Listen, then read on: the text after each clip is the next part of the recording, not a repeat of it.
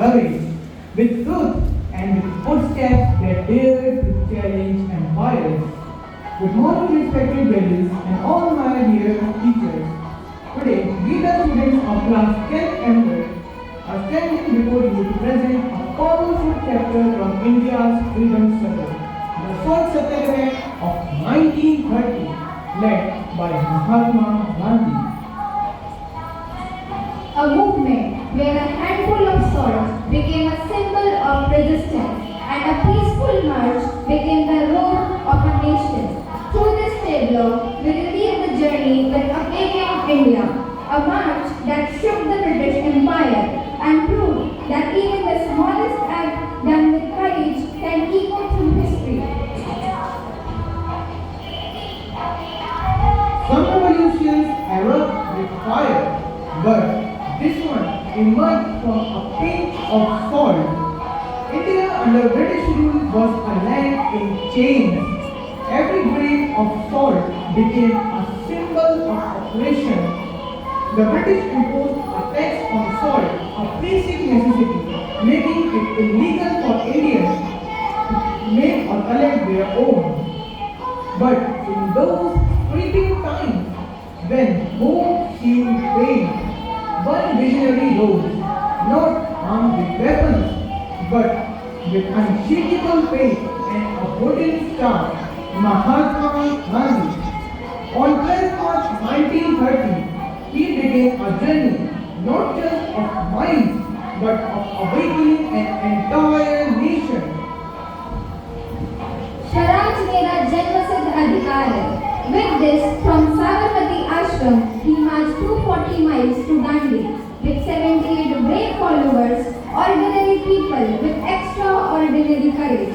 They walked under the scorching sun, barefoot and determined, not to fight with weapons, but with truth, discipline and soul force. As Dr. Kalam said it in Wings of Fire, India has no other option but to become strong, and that strength was born by step and miles by mile.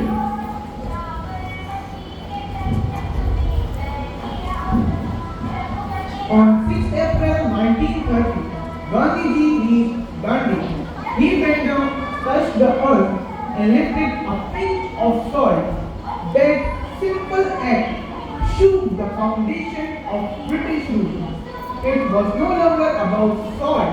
It was about sovereignty, self-respect, and the right to live with dignity. The Salt Satyagraha ignited movements across the nation, from the coast of Tamil Nadu to the lanes of Lahore. India had reclaimed its voice. This was the beginning of civil disobedience in its truest form. Thousands joined the protest. Over 60,000 Indians were jailed, including Gandhiji himself. But they did not stop. They did not fear.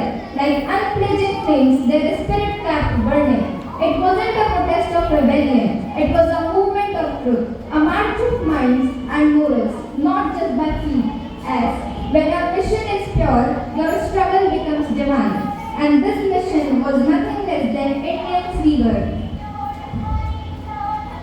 The Salt Satyagraha became a turning point in our freedom struggle. It inspired millions to believe that freedom was not a dream, it was a right. This march, this salt, this sacrifice, it all became a lesson for generations to come that even the smallest act done with courage can create the loudest echo in the history. And today, as free citizens of India, we salute their sacrifice.